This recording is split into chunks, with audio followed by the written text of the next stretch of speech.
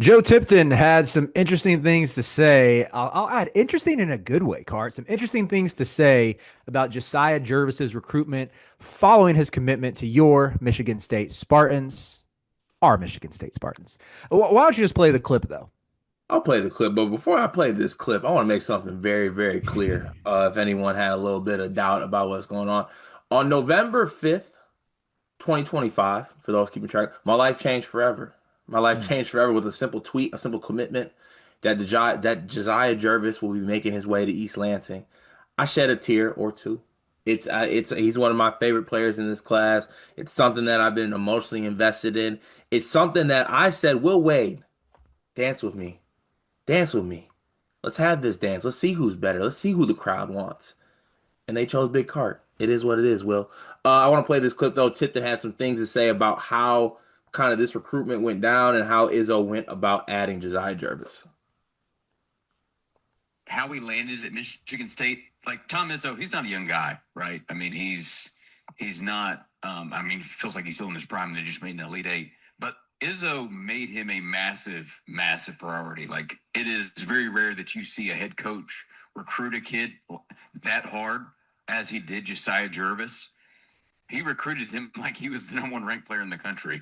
Like he recruited this kid really hard. I mean, it was very well known that Izzo, like he was going all in to land Josiah Jervis. And obviously he did so in a big way. And obviously land one of the biggest risers here in the senior class. Like you said, the number 20 ranked player in the class. I expect him to have a very big role for the Spartans next year. So really nice pickup. And it's their third commitment this cycle. So Izzo's getting it done, and they're even on a couple other guys as well. Still involved with Ethan Taylor, still involved with Maximo Adams, and I already got Julius Avin and Carlos Medlock committed. So there's a decent chance that Michigan State could have a 4 or 5, even a 5-man class, which is sizable in this day and age. You know what I mean? Colleges are taking less and less high schoolers. So Izzo doesn't necessarily love the portal. He does it when he needs to, but they've done a really good job, and props to him for landing Jervis. How he landed at Michigan. Yeah, Tipton. Carter, Carter, what does that Drake song say? I can see it in your eyes. You're Angry. excited about Josiah Jervis. Greg, I said, oh, what you thinking of? Will Wade's Man. mad, he can't recruit like me. You're Oh, mad, you're built man. like a bumblebee. Come on now. Come on now, Josiah. But no, I do want to say something that goes along the lines of kind of doubling down on what Tipton said. Like this day and age of college basketball recruiting is one of the hardest of all time. There's so many factors, right? And Izzo still has a very much old school approach by it. Like, it's funny that Greg was joking about it, right? He was joking about it on this sense. So, like, if you don't end up with him, like, it was a case where like wherever Josiah was, Izzo was there. His staff was there. It was an open gym. He was there.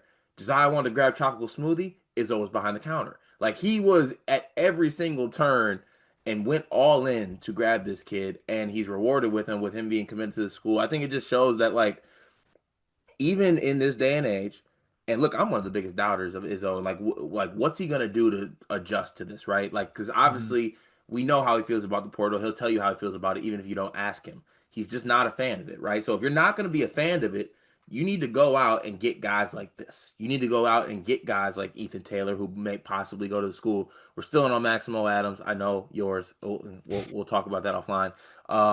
Julius Avent, another good prospect, already in the fold. So it's like you know, Izzo is really, really building a lot of momentum to put together a really, really good class, which, as a Michigan State fan, you should be absolutely ecstatic that this man's moving like this in year 31. Mhm. That's crazy. And, it's maybe he's finding a second life. Maybe he watched Trey Ford this summer and said, you know what? I can't do this. I need Josiah. I need something else. But you look at what next year's team could possibly be fears at point guard, right? We already have, I'm sorry, my apology. We already got Carlos Medlock in the fold. My guy Los, who's one of my favorite players in this class. This could really, really shape up to be a really, really good class.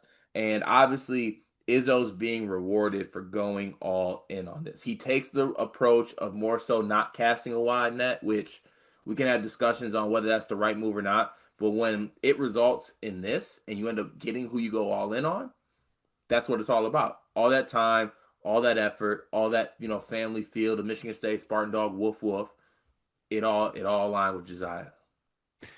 It's tremendous to see Izzo pivot and adjust and evolve and change his method. And look, I know you were saying on, I think the day after the Colgate game, where you were just kind of accepting that the team just might be mediocre this year and Izzo can scrap them together and get to the tournament. You were doing your Ian freestyle about Jamie Shaw telling you Kurt Tang is one of the best shooters in the country, looking on your bench and seeing Divine Ugochukwu.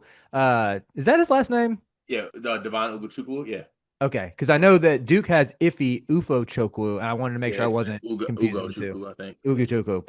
And, it does make me wonder, like that you might be onto something where Izzo looked at his backcourt and his crop of wings this year. And again, this is not going to be an indictment on the season already. They're one game into it, but I think it's going to take an Izzo an effort to make them a competent or a top 25 basketball team where they're going to have to be greater than the sum of their parts. That has him thinking like, I can keep doing this. I just won the Big Ten by 3 games. I made the Elite Eight. I didn't have the best year recruiting with whether it's high school or the portal. So, but maybe I do need to change to sustain this. And he's found guys who seem like they not just are proper hoopers, but also sort of fit his mindset, who he can mold in his image. And it seems like at least using the money that's going to be necessary to get it. And in some ways, I would say feels a little bit like what my coach did this past offseason. And don't get me wrong. Izzo's a legend, has a national title. I'm not comparing him as a coach to Hubert. I'm just saying, like, Hubert's a bit more old school, I think, as well, especially looking at, like, he was Roy Williams' right hand man for a decade. Of course, you're going to be a little old school. And it seemed like last year, Hubert didn't necessarily seemed like he was a little hesitant with portal and NIL stuff with recruiting a big man, and then watched Jalen Withers and went out in Lubin for a full year and said, okay, give me Caleb Wilson and Henry Basar. That wasn't that great. Okay, let's go get this. And it very well could be Izzo's doing the same thing where it's like, I don't know about this. I want the program guys. I want the Spartan dogs. I want guys who are going to unpack their bags here. And I think if you look hard enough, if you put in the work, you can still find kids who sort of resonate with that old school coaching mindset. Josiah seems like one of those dudes because he is a dog. But if you just open up the pocketbooks a little bit, see what happens. It's usually good things. And now we're sitting here and you might have like Jace Richardson 2.0. Right. And you know what it is too, to your point, I think you made a good point here. It's like it's not like settling for lower level recruits just because like, you don't want to be deal with what comes with a high major. It's a perfect like melting pot of like elite recruits who still resonate with Izzo's kind of old school approach to things. And, also like they're going to be financially compensated, right? Like, Mm-hmm. Michigan State, according to reports, has been able to spend a little bit more money than they have used to, which I think is getting them also in these recruitments. And I think it's going to do wonders. And hopefully it's something that's sustained moving forward. And then I think also, too, like if I'm these kids, God bless our two guards right now. But if I'm Jasiah Jervis, I'm like, oh, hell yeah. I'm there next year and I can start. If I'm Mm-hmm. Ethan Taylor, who might possibly commit to Michigan State, I'm like, oh yeah, I can for sure play. I can make a role on this team.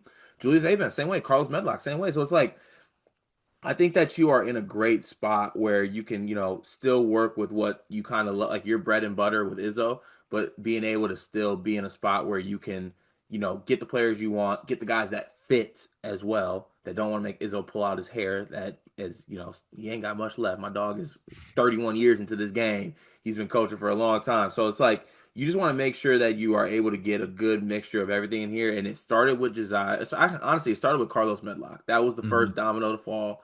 Got Carlos, then we get Julius Avent. Now we have Jasiah Jervis. That in itself, I'll take that three-man class every time. You add Ethan Taylor to that, I'm getting he's done miracles on me at it immediately. I, Immediately. But oh no, go ahead. I was just gonna say it'd be hard. Like this you don't want to just sim the season to bring back an old Gregism, but it's hard not to be excited about the potential of year two Cam Ward, year two Jordan Scott, year three Jeremy Fears, joined by Ethan Taylor, Josiah Jervis, and Carlos Medlock. Like that's a probably a preseason top 15 team, maybe even preseason top 10.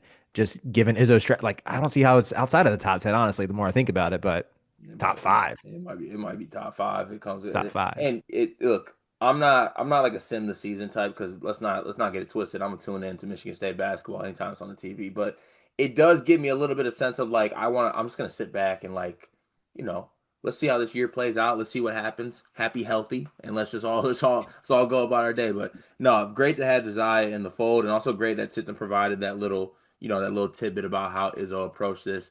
And just know, as I have recently discovered, that I can look directly into the camera when I say things sometimes. So I'm going to do that right now and say this: we ain't done. To quote the great Marcus Peters, Oakland's own, Bay Area.